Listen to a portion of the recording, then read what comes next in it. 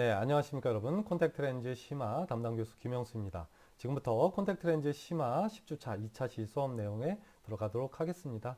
지난 시간에 했던 내용은 뭐 큰 내용은 아니었어요. 그러니까 슬리램프를 이용해서 어떻게 다양한 조명법을 사용해서 슬리램프를 이용해서 각막 또는 전완부 또는 눈의 상태를 평가할 수 있는지에 대해서 학습해 보았고요.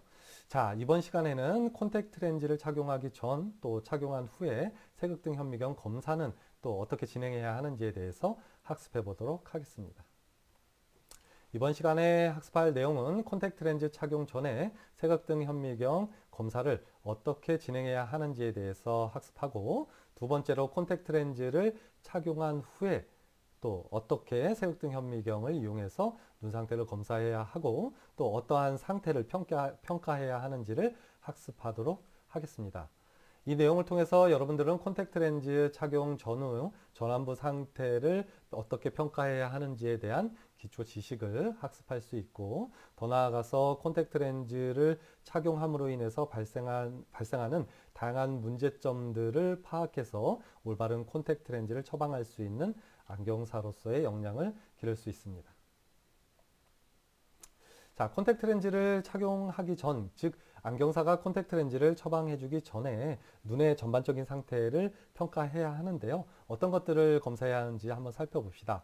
첫 번째, 각막 윤부 주위를 확인하는 것이 중요합니다. 이것은 무엇이냐면 각막 윤부라는 것은 요즘 얘기로 각막 가장자리라고 얘기하는데요. 즉 이렇게 되겠죠. 이렇게 각막이 가장자리 부분에, 즉 이 각막의 가장자리 부분에 예를 들어서 이렇게 비정상적으로 혈관이 각막 안쪽으로 이렇게 침범해 들어온 경우도 있을 수 있어요. 이런 경우라면 이전에 콘택트 렌즈를 산소 공급이 제대로 되지 않는 콘택트 렌즈를 너무 과하게 착용했다거나, 아니면 각막에 어떤 산소 부족을 일으킬 수 있는 다양한 뭐 안질환 또는 각막에 혼탁을 유발할 수 있는 다양한 안질환이 있었거나 또는 진행되고 있는 상황이라고 판단할 수 있고요. 따라서 이런 각막 가장자리를 살펴서 어떤 불필요한 신생혈관들이 많이 분포해 있다면 콘택트 렌즈를 처방하는 것은 적절하지 않겠죠. 또한 결막의 상태를 판단해서 결막에 어떤 결막염이라거나 이런 염증 상태는 없는지를 확인해야 할 거고요. 또 곡막의 상태도 어떤 문제가 없는지, 또 눈꺼풀의 상태는 이상은 없는지를 당연히 살펴보는 것이 중요하겠죠. 또 확산조명법을 이용해서 전반적인 각막의 상태를 확인하고요. 그래서 검열반이라거나 익상편, 또 다래끼와 같은 문제, 또 눈꺼풀의 이상, 뭐 눈썹이 안쪽으로 나 있는 그런 문제는 없는지에 대해서도 확인해 보아야 합니다. 뭐 요 안검 내반이라는 것은 여러분들 좀 생소할 수 있는데요. 눈꺼풀 속 말림이라고 요즘은 얘기해요. 옛날에 한자로 뭐 안검 내반이라고 했는데요. 어쨌든 눈꺼풀이 안쪽으로 말려 있다면 당연히도 콘택트 렌즈를 착용하는데 상당한 문제를 초래할 수도 있습니다. 또한 속눈썹 증과 같이 요 천문안생도 요즘에는요.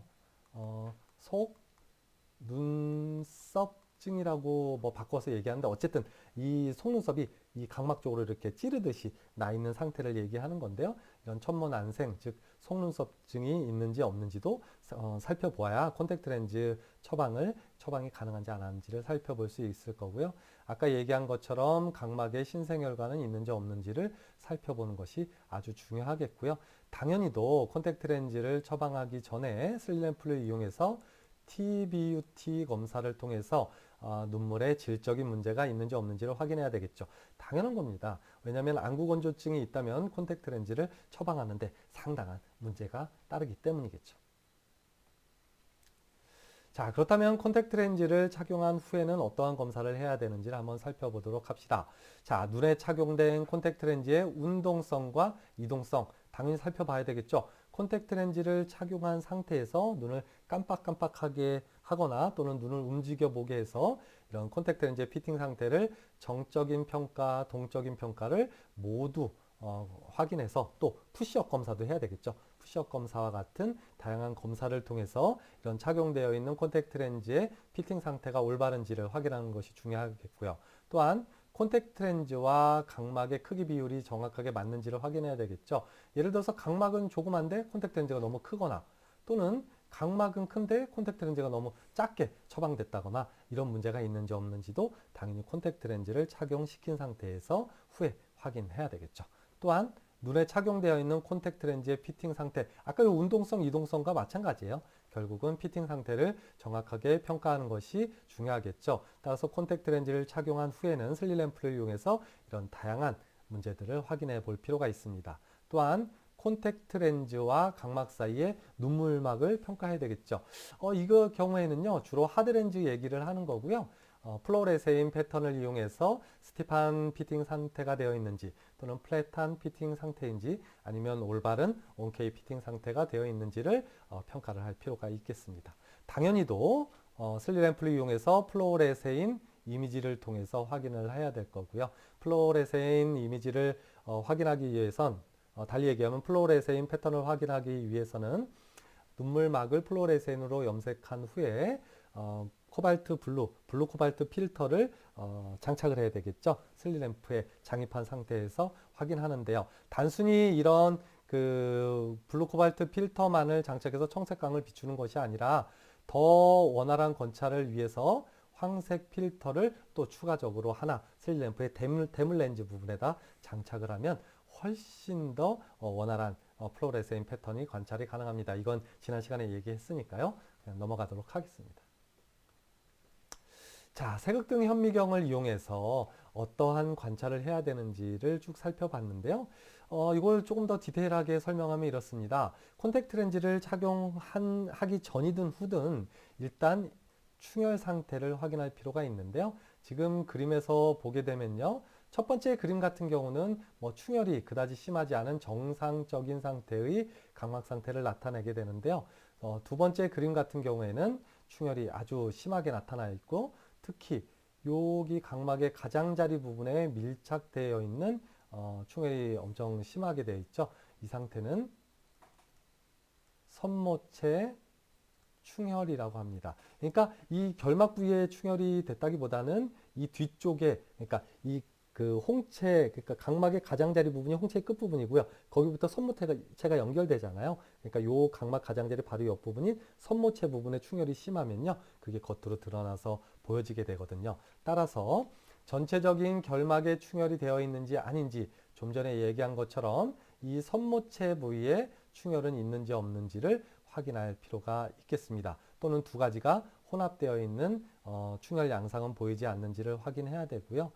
또는 이런 그 충혈 상태가 어떤 이물질에 의해서 그러니까 콘택트 렌즈의 피팅 상태가 잘못 착용이 되어 있어서 이 이물질로 작용을 해서 이런 충혈을 일으켰는지 또는 콘택트 렌즈는 정확하게 평가되었는데 관리하는 착용자가 관리를 제대로 못해서 이런 충혈이 나타났는지 이 콘택트 렌즈도 슬릿 램프로 확대해서 콘택트 렌즈 자체도 평가해 볼 필요가 있다는 얘기죠. 또는 어떤 관리용액의 부적절한 사용에 의해서 또 충혈은 나타나지 않았는지 또는 알레르기 반응에 의해서 또 충혈은 나타나지 않았는지 결국은 색극등 현미경을 이용해서 이런 충혈 상태를 자세히 관찰할 필요가 있겠습니다. 또 한 가지는 이런 결막에 전반적으로 연하게 발생한 충혈과 이렇게 각막 가장자리에 집중되어 있는 선모체 충혈은 상당히 다른데요. 결국은 이런 결막에 전반적으로 넓게 퍼져 있는 그런 충혈이라면 콘택트 렌즈의 문제일 가능성이 높고요. 이 아래쪽과 마찬가지로 이 각막의 가장자리에 특히 집중되어 있는 선모체 충혈 같은 경우는요. 이건 포도막염이라거나 이런 눈 안쪽에 그러니까 홍채, 선모체, 맥락막 등의 어떤 염증 반응에 의해서 나타난 것일 수 있으니까요. 그걸 구분할 필요도 있겠습니다. 지금 그림에서 보여지는 것과 마찬가지로 결막의 충혈, 그러니까 이 아래쪽에 이 왼쪽에 보면요. 이렇게 지금 충혈은 결막에 전반적으로 이루어진 결막 충혈을 나타내는 거고요. 지금 이 반을 나눠서 오른쪽에 나타난 충혈은요. 주로 이 충혈이 요 각막 가장자리에 아주 진하게 집중돼서 나타나고 그 가장자리로 갈수록 좀 점점 연해지는 형태의 충혈을 얘기하는 거거든요. 만약에 이렇듯 이렇게 각막 가장자리 부분에 집중되어 있고 가장자리 그 이외의 부분에는 충혈이 심하지 않다면 이러한 것들은 바로 선모체 충혈을 의심할 수 있고요. 이 아래 나오는 것과 마찬가지로 공막염이라거나 홍채염이라거나 선모체염과 같은 눈 이런 안쪽에 어떤 염증 반응에 의해 발생한 거니까요. 당연히 콘택트 렌즈 피팅을 하면 안 되겠고요. 혹시라도 콘택트 렌즈를 처방한 상태에서 이런 충혈이 나타났다면 이것은 콘택트 렌즈의 어떤 문제에 의한 충혈이라기보다는 눈 안쪽의 염증 반응, 특히 포도막염과 같은 염증 반응에 의해서 나타난 것이다 라고 이해하면 좋을 것 같습니다. 이 위쪽의 것을 지금 대비적으로 볼 수 있는데요. 자, 얘는 결막 충혈이 되겠고요. 이 아래쪽에는 선모체 충혈이 되겠고요. 얘는 결막 충혈도 있고 선모체 충혈도 있는 혼합된 형태다라고 생각하면 좋겠습니다. 자, 이번에는 세극등 현미경으로 관찰해야 될 것이 무엇이냐면 결막, 특히 위쪽 결막에 발생하는 거대 유두 결막염을 필히 콘택트 렌즈를 처방 후에는 확인할 필요가 있는데요. 여기다가 별표를 150만 개 또는 1000만 개를 쳐주시기 바랍니다. 정말 중요합니다. 자, 그러면 이 거대 유두 결막염이라는 것은 윗눈꺼풀에 발생하는 거고요. 이 결막에는 사실 유두가 있어요. 그래서 없는 게 아닌데 이게 아주 매끄럽게 형성이 되어 있기 때문에 사실 일반적인 상황에서는 관찰이 안 되는데요. 만약에 눈에 알레르기 반응이 나타났다라고 하면 이 유두가 이렇게 부풀어 올라 커져서 이렇게 덩어리져서 아주 크게 관찰됩니다. 이런 것을 유두가 거대해진 형태의 결막염이다라고 얘기해서 거대 유두 결막염이라고 얘기하고요. 영어로 자이언트 페필러리 컨정타이바이티스라고 얘기합니다. 이 거대 유두 결막염은 콘택트 렌즈와 관련 없이 이 알레르기 반응에 의해서 알레르기 결막염에 의해서도 나타나기도 하지만 콘택트 렌즈를 착용했을 때 아주 흔하게 나타나는데요. 주로 소프트 콘택트 렌즈에서 더 흔하게 발생한다라고 알려져 있습니다. 그 기전을 잘 이해하는 것이 중요하겠는데요. 자, 한번 살펴봅시다. 첫 번째, 그러면 왜 소프트 콘택트 렌즈에서 하드 콘택트 렌즈보다 더 많이 발생하느냐? 하드 콘택트 렌즈는 기본적으로 어때요? 아주 딱딱한 구조이기 때문에 이 안쪽으로 어떤 뭐 단백질이라거나 이런 것들이 낄 염려가 거의 없습니다. 근데 소프트 콘택트 렌즈는 어때요? 이 구조가 얼기설기돼 있죠. 그래서 이 구조의 중간에 이렇게 단백질들이 아주 잘 관찰됩니다. 특히 소프트 콘택트 렌즈 중에서도 고함수율의 소프트 콘택트 렌즈에서 이 거대유두 결막염이 더 잘 발생한다고 보면 돼요. 그러니까 무슨 얘기냐면 이 소프트 콘택트 렌즈 자체가 이 조직의 구조의 중간중간에 구멍이 많이 나 있고요. 이 부분에 눈물이 수분이 차서 결국은 콘택트 렌즈가 제 기능을 하는 그런 렌즈 소프트 콘택트 렌즈라고 하잖아요. 근데 고함수율 콘택트 렌즈 같은 경우는 이 공간이 상대적으로 더 넓고요. 당연히도 단백질에 침착이 많이 되게 됩니다. 그런데 이 단백질을 바로바로 잘 제거해내면 상관없겠지만 단백질 제거가 제대로 안 된 상태에서 콘택트 렌즈를 계속해서 착용하게 되면요. 이 단백질이 변성됩니다. 쉽게 얘기하면 음식 부패하듯이 단백질이 부패한다는 얘기예요. 그럼 어떻게 될까요? 이 변성된 단백질에서 뿜뿜뿜뿜 뭐를 뿜어낼까요? 그렇죠. 독소들을 뿜어내고요. 이런 독소에 의해서 결국은 이렇게 알레르기 반응이 나타나게 되고 거대 유두 결막염이 나타난다라고 생각하면 좋을 것 같습니다. 이렇게 생각을 한번 해보세요. 자, 소프트 콘택트 렌즈는 구조 자체가 얼기설기 되어 있기 때문에 그 구조 자체에 눈물 속에 포함되어 있는 눈물 속에 단백질 많이 포함되어 있는 거 알잖아요. 눈물 속에 라이소자임이라거나 이런 기타 단백질들이 많이 분포해 있거든요. 이런 것들이 소프트 콘택트 렌즈에 침착되게 되고 물론 관리만 잘하게 되면요. 이런 거대 유두 결막염 절대로 생기지 않아요. 근데 관리를 제대로 하지 않으면 이런 단백질, 침착된 단백질이 변성되게 되고 따라서 이것에 의한 알레르기 반응에 의해서 결국은 거대 유두 결막염을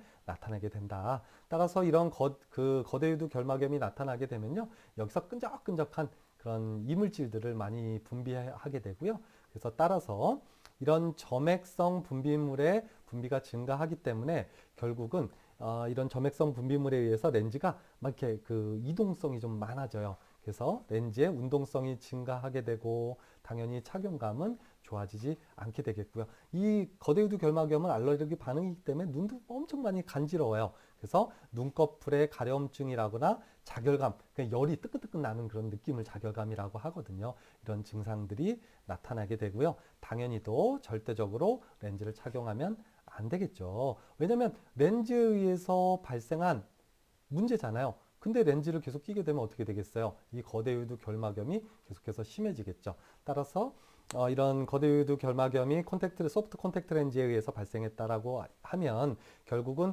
이런 단백질을 제거하기 위해서 효소 세척제를 이용해서 콘택트 렌즈에 끼어 있는 단백질을 완벽하게 제거하고 나서 또 슬램프로 관찰한 후에 이 거대유두 결막염이 모두 다 사라지고 난 후에 콘택트 렌즈를 다시 착용을 하도록 해야 합니다. 이 내용은 정말 중요합니다. 국가고시에서도 매년 출제되는 얘기고요. 여러분들이 임상에서도 아주 흔히 만날 수 있는 얘기니까요. 이 내용 하나하나를 외우라는 게 아니라 예를 들어서 원인, 물리적 자극, 단백질 침착에 의한 알러지 반응, 관찰, 직접 접점 조명, 확산 조명 이렇게 외우라는 게 아닙니다. 아까도 얘기했듯이 이런 기전을 명확하게 알고 있어야 돼요. 만약에 하드 콘택트 렌즈를 착용했는데 거대유두 결막염이 생겼다. 그럼 뭐냐면 물리적인 자극에 의해서 발생한 거대유두 결막염이라고 생각하면 되고요. 소프트 콘택트 렌즈의 경우에는 단백질 침착이 아주 잘 되고 이런 단백질 침착된 단백질이 변성에 의한 이런 독소를 내뿜게 되고요. 이런 독소에 의해서 알러지 반응에 의해서 결국은 이 결막에 이런 유두가 부풀어 올라서 거대유두 결막염이 생기게 되고요. 따라서 이런 거대유두 결막염이 생기게 되면 점액질이 분비가 심해지기 때문에 콘택트 렌즈의 움직임이 심해져서 콘택트 렌즈를 못 끼기도 하겠지만 근본적으로 발생하는 원인이 콘택트 렌즈이기 때문에 콘택트 렌즈를 중단하게 되면 자연스럽게 거대유두 결막염은 사라지게 됩니다. 또한 이런 단백질 침착된 상태를 다 나갔다고 그냥 착용시키면 안 되겠죠. 콘택트 렌즈를 당연히도 효소 세척제를 이용해서 완벽하게 단백질을 제거한 후에 착용시켜야 다시 거대유두 결막염이 재발하는 문제점이 발생하지 않겠죠. 자, 이번에는 콘택트 렌즈 착용에 의한 신생혈관에 대한 얘기를 해볼까 합니다. 이 내용도 콘택트 렌즈와 관련해서 아주 중요한 얘기가 되겠는데요. 그러니까 이것도 또 기전을 알아야 돼요. 이 밑에 것들을 또 줄치면서 하나하나 외우는 게 아니고요. 도대체 신생혈관, 새로운 혈관들이 왜 생기는지 기전을 알아야 돼요. 결국은 이렇게 되는 거예요. 산소 전달율인 DKT가 낮은, 이거 달이에요, 달. 산소 전달률이 낮은 콘택트 렌즈를 눈에 착용을 시키게 되면 결국은 각막은 어떻게 돼요? 공기 중에서 산소를 이렇게 각막을 통해서 공급받는데 이 산소 전달률이 낮은 콘택트 렌즈에 의해서 이 산소가 차단되잖아요. 그럼 결국은 각막이 숨을 못 쉬기 때문에 어떻게 돼요? 숨을 쉬기 위한 자구책으로 공기 중에서 각막을 통해서 산소를 공급받지 못하고 있기 때문에 콘택트 렌즈가 이걸 차단하고 있으니까요. 따라서 이 각막 가장자리까지는 이 혈관이 와 있거든요. 근데 이게 이렇게 각막 안쪽까지 이렇게 침범해서 들어가는 거죠. 왜 그러겠어요? 이 혈액 안에 분포되어 있는 O2, 산소를 통해서 간접적으로나마 각막이 산소를 공급받기 위한 자구책으로 혈관을 막 각막 안쪽으로 자라 들어가게 하는 겁니다. 따라서 이게 발생하는 원인은 저산소증이에요. 결국은 산소 전달률이 낮은 콘택트 렌즈를 착용했을 때 발생하게 된다. 원인을 알아야 되고요. 결국은 처음에는 이런 신생혈관이 자라 들어가게 되고요. 이런 신생혈관이 자라 들어가게 되면 어떻게 될까요? 자라 들어가면서 각막이 투명한 이유가 뭐라 그랬죠? 각막의 기질이 뭘로 이루어져 있어요? 콜라겐 층판으로 이루어져 있는데 이 콜라겐 층판이 어떻게? 그렇죠. 규칙적인 구조를 이루기 때문에 각막은 투명하다고 했는데 예를 들어서 콜라겐 층판이 이렇게 규칙적으로 이루어져 있는데요.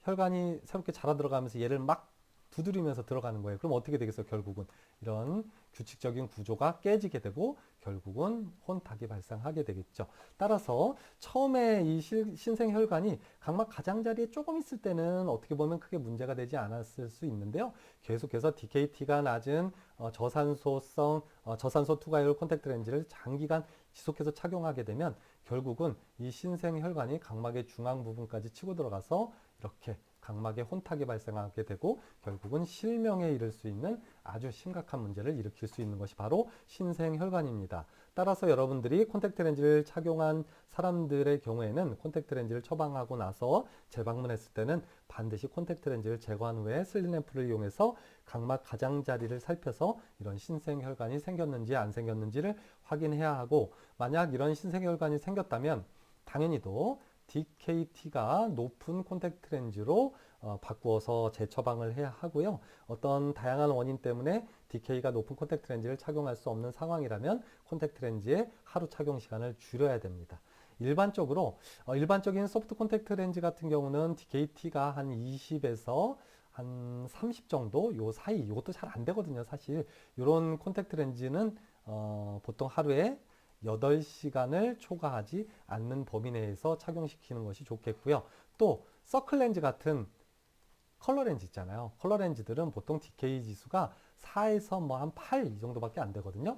이런 경우에는 하루에 4시간 이상을 절대로 착용하지 않아야만 이런 신생혈관에 의한 실명을 막을 수 있습니다. 당연히 이러한 콘택트 렌즈를 처방하는 안경사라면 이러한 내용을 사전에 알려주어야 하고, 또 알려주었어도 정기검사를 할 때 슬릿램프를 통해서 이런 신생혈관이 생겼나 안 생겼나를 잘 관찰해서 앞으로 어떠한 콘택트 렌즈를 처방할지, 콘택트 렌즈 착용 시간을 더 줄여야 될지, 아니면 뭐 지금의 현행대로 착용해야 될지를 충분히 설명해 줄 알아야 하겠습니다.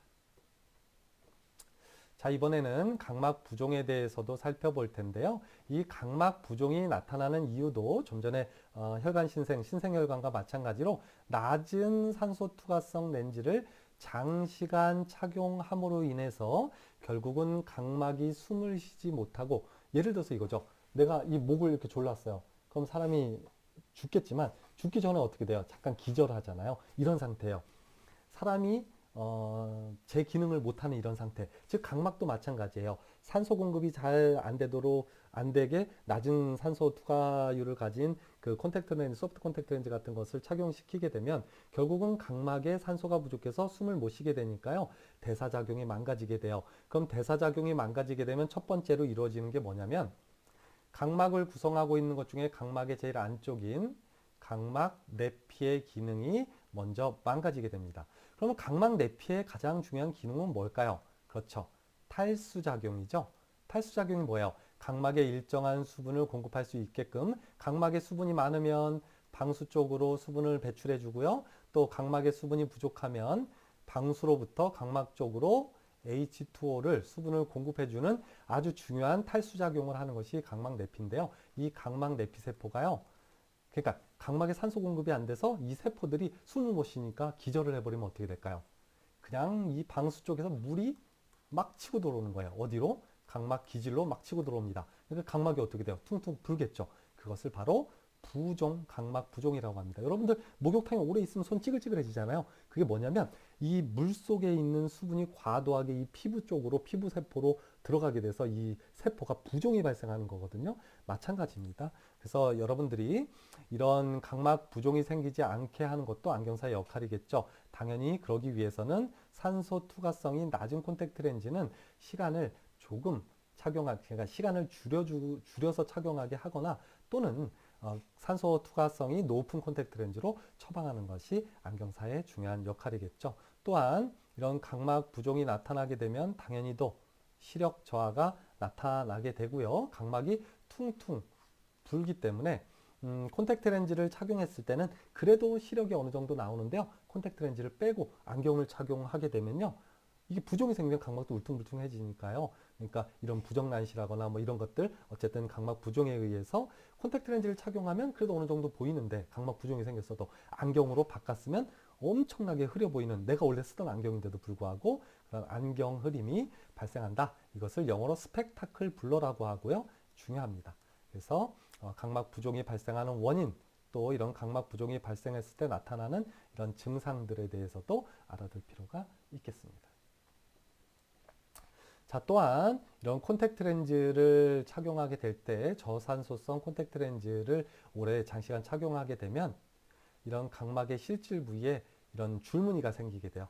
이렇게 쭉쭉쭉쭉 줄무늬가 생기는 것들도 슬리램프를 통해서 관찰할 수 있는데요. 이러한 것들은 산소 투과율이 낮은 콘택트 렌즈를 착용하게 돼서 발생하는 각막 부종에 의해서 각막이 부풀어 오르면서 그 사이사이 틈이 갈라져서 생기는 이런 실질 줄무늬 같은 경우도 슬리램프로 관찰할 수 있다라고 생각하면 되겠는데요. 이건 뭐 크게 중요한 내용은 아닙니다. 또 중요한 내용이 하나 나오죠. 이런 각막 내피의 변화가 나타나게 되는데요.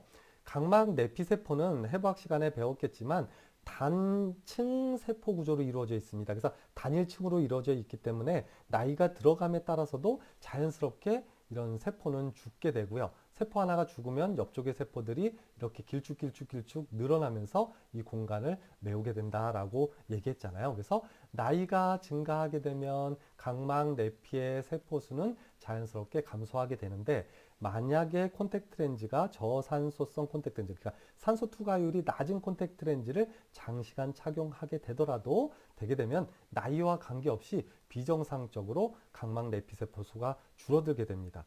각막 내피 세포 수가 줄어든다는 얘기는 결국은 각막의 기능이 감소한다는 얘기가 되겠고요. 따라서 이런 산소 투과성이 낮은 콘택트 렌즈를 너무 장시간 무리해서 착용하게 되면 각막 내피 세포 수가 감소하게 되고 결국은 각막의 기능이 감소하게 돼서 실명에 이르는 경우도 많이 있습니다. 과거에 많이 있었습니다.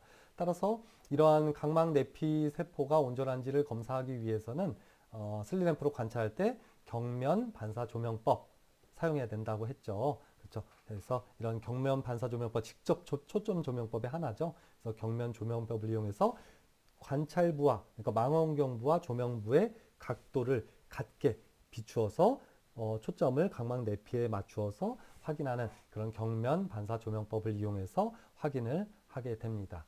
그래서 어찌됐든 콘택트 렌즈를 착용하는 사람은 규칙적으로 이 각막 내피 세포 수가 줄어들고 있는지 아닌지도 확인하는 것이 중요하겠죠. 자, 그 다음에 각막에 이런 미세 낭포가 발생할 수도 있고요. 그러니까 콘택트 렌즈를 연속 착용하면, 그러니까 콘택트 렌즈를 빼지 않고 너무 장기간 사용하게 되면 이런 각막의 안쪽에 미세 낭포라는 건 물집 생각하면 돼요. 이런 낭포들이 생길 수도 있고요. 이런 낭포들이 생겼는지 안 생겼는지를 관찰하기 위해서는 역반사 조명법을 이용해서 관찰을 하게 되면 관찰이 아주 수월합니다. 간접 조명법이죠. 그래서 조명을 이렇게 옆쪽에다가 비추고 나는 이쪽에 조명을 비추지 않은 쪽에서 관찰을 하는 거죠. 이런 것을 통해서 그러니까 홍채에다가 빛을 비추어서 반사되어 나오는 역반사를 이용해서 역반사 조명을 이용해서 이런 미세랑포도 관찰할 수 있는데요. 이건 아주 크게 중요한 내용은 아니겠습니다. 어찌됐든 이 내용은 알아야 돼요. 콘택트 렌즈에 연속 착용을 하게 되면 미세랑포를 발생시킬 수도 있다. 따라서 이런 미세낭포를 관찰하기 위해서는 색등 현미경에서 간접 조명법 중에서 역반사 조명법을 이용해서 관찰할 수 있겠다. 이때 조명과 망원경부의 각도는 거의 180도를 이루어서 관찰하는 것이 일반적이다라고 생각하면 되겠습니다. 자, 이번에는 콘택트 렌즈의 착용에 의해서 발생되는 다양한 문제인데요. 이렇게 플로레센으로 콘택트 렌즈를 착용했던 사람은 콘택트 렌즈를 빼고요. 플로레센으로 염색하게 되면 이게 눈물망만 염색되는 게 아니라고 얘기했잖아요. 손상된 각막의 상피세포도 염색된다고 했잖아요. 이렇게 점 모양으로 점점점점점점 이렇게 반점형의 염색이 나타나게 되면 이런 것은 콘택트 렌즈의 초기 적응기에 나타날 수 있어요. 그러니까 콘택트 렌즈가 각막을 이렇게 물리적으로 자극한다거나 이런 거에 의해서 발생할 수 있고요. 또는 너무 스티프하거나 너무 플랫한 피팅. 플랫하게 피팅하면 렌즈가 많이 움직여서 각막을 이렇게 자극하게 되니까 이런 반점형의 각막 상피세포의 염색이 나타날 수, 상피세포의 손상에 의해서 이런 반점형 염색이 나타날 수 있고요. 또는 반대로 너무 스티프하게 처방해도요, 각막의 대사작용에 문제가 생겨서 이런 반점형 염색이 나타날 수가 있겠습니다. 지금부터 하는 모든 내용은요, 전부 다 플로레세인으로 각막을 염색한 상태에서 그 각막을 관찰했을 때 나타나는 모양, 패턴을 가지고 콘택트 렌즈의 어떤 문제점을 확인하는 그런 과정이 되겠습니다. 또 초승달 모양의 염색, 그러니까 윗부분에 이렇게 초승달 모양으로 플루오레세인 염색이 되면 이건 아까도 얘기했지만 콘택트 렌즈를 착용시킨 상태에서 염색한다는 얘기가 아니에요. 콘택트 렌즈를 뺀 상태에서 눈물막을 염색했을 때 이런 각막 상피에 손상이 없으면 이런 염색이 나타나지 않겠지만 초승달 모양의 염색이 나타나게 된다고 하면 이 콘택트 렌즈의 이 가장자리, 그러니까 이 광학부와 주변부를 연결하는 이 이행부 부위에 문제가 생기게 되면 당연히 이 이행부의 동그란 모양의 형태로 이렇게 초승달 모양으로 각막 상피세포가 염색되겠죠. 그러면 이 콘택트 렌즈의 이 이행부가 이 연마가 제대로 안 됐거나 뭔가 뭐 이렇게 뭐랄까 불규칙한 그런 형태를 띠고 있구나. 당연히도 이러한 경우에 콘택트 렌즈를 제대로 바꾸어 주어야 되겠죠. 가장 중요한 것 중에 하나가 바로 요겁니다. 3시, 9시 염색인데요. 콘택트 렌즈를 착용했을 때 이 콘택트 렌즈의 피팅이 정확하지 않아서 예를 들어서 눈을 콘택트 렌즈 낀 상태에서 평소같이 눈을 깜빡 이렇게 해야 되는데요. 이 렌즈가 너무 불편하니까 깜빡 눈이 깜빡이는 게 너무 이렇게 빨라지는 거예요. 결국은 이런 3시, 9시 방향에 염색이 생기는 이유는 뭐냐면 잦은 시선 운동이라거나 눈 깜빡임이 너무 심할 때, 즉 콘택트 렌즈의 피팅이 정확하게 되지 않았을 때 나타나게 되는 거고요. 코 쪽과 귀 쪽 방향의 건조 현상에 의해서 나타나게 됩니다. 무슨 얘기냐면 눈을 빠르게 깜빡 너무 깜빡이게 되면 어떻게 돼요? 렌즈가 중앙에서만 움직이게 되겠죠. 그러면 이 중앙에 콘택트 렌즈와 맞닿아 있는 이 중앙 부분에만 이런 눈물이 빠르게 증발이 하기 때문에 이런 3시, 9시 방향의 염색이 나타나게 되는 거겠죠. 눈을 깜빡임이 불안전하고 빠르게 깜빡이거나 또 어떤 경우에는 이런 깜빡임의 빈도가 너무 적은 경우에도 발생한다 그래요. 이렇게 깜빡이는 게 잘 깜빡이지 않는 경우에도 아까 얘기한 것처럼 너무 빨리빨리 깜빡이거나 또는 눈이 깜빡이는 게 이렇게 약간 불안전할 때도 발생하지만 또 눈 깜빡임 빈도가 또 낮을 때도 발생하고요. 콘택트 렌즈에 의해서 수평 각막 부위가 자극받기 때문에 이게 아까 빠르게 깜빡이는 경우 얘기했죠. 그럼 렌즈 움직임이 많아질 거고요. 중앙에서 막 움직이니까 이 3시, 9시 방향을 많이 자극하게 될 거고요. 당연히 그 부위에 각막 상피세포라거나 또는 결막 상피세포가 손상을 받게 돼서 플루오레센을 염색하게 되면 3시, 9시 방향이 염색되게 된다. 이거 아주 중요한 내용이니까 별표를 가득 쳐놓고 이해하시기 바랍니다. 자, 마지막으로 아주 큰 면적에 이렇게 진물음이 나타나는 경우가 있어요. 이런 경우에는 콘택트 렌즈의 착용 규정을 거의 지키지 않고요. 너무 장시간 사용했다거나 이런 때 나타나는 건데요. 이렇게 각막 상피세포가 아주 넓은 범위에서 손상을 입게 되면요. 통증이 엄청 심하고요. 눈부심도 상당히 심하게 나타나게 됩니다. 자, 이것으로 10주차 콘택트 렌즈 심화 10주차 2차 시 수업을 마무리하고요. 내용을 간략하게 정리해보면 결국은 콘택트 렌즈를 처방하기 전에도 눈의 전반적인 상태를 슬리램프를 이용해서 자세히 관찰해야 하고 또 콘택트 렌즈를 착용 후에는 더 세밀하게 관찰해야 한다. 그러니까 특히 콘택트 렌즈의 그런 어떤 산소 투과성이 너무 낮을 때 다양한 문제점들이 나타나고요. 또한 산소 투과성은 너무 낮지는 않더라도 소프트 콘택트 렌즈에 단백질이 침착된 걸 제대로 제거해 주지 않으면 거대유두 결막염 같은 이 단백질에 의한 알러지 반응 같은 문제점이 나타날 수 있게 되는 것입니다.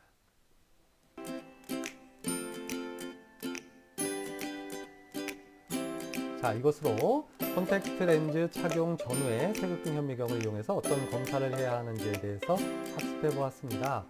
이전 시간에 얘기한 것과 마찬가지로 이 내용에 대한 심화된 학습을 하기 위해서는 한미의학에서 출판된 콘택트 렌즈 여러분들 가지고 있는 교재 있죠? 교재 362페이지부터 391페이지의 내용을 참고해서 다시 한번 정독해 본다면 이 내용에 대해서 이번 10주차 2차 시에 학습한 내용을 좀 더 심도 깊게 학습할 수 있을 것입니다. 자, 이것으로 10주차 콘택트 렌즈 심화 10주차 2차 시 수업을 모두 마무리 짓도록 하겠습니다. 장시간 고생 많았습니다. 안녕.